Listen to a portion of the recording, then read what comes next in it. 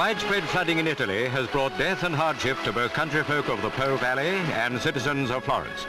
The floodwater, moving at an estimated 40 miles an hour, swept all before it as it raged through the streets of the ancient Italian centre of art.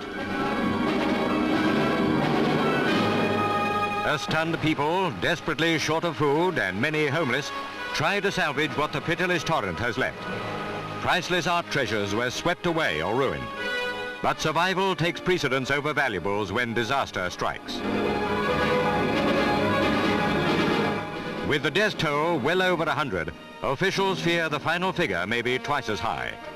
Now, as the waters recede, the flood victims face another horror, as giant rats driven from sewers run the streets in search of food. As rescue operations continue, emergency relief is rushed to the stricken area where food, medicine, clothes and blankets are the priorities for a bewildered, flood-ravaged population. Britain too came under the lash of the storms which are sweeping the continent.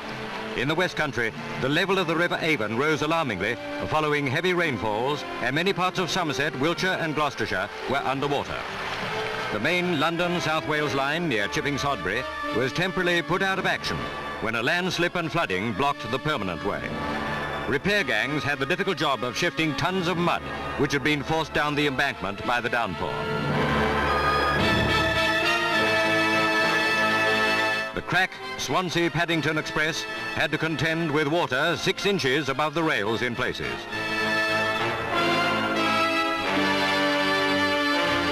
Let us hope that in the winter months ahead, nature will not inflict us with the full force of her fury.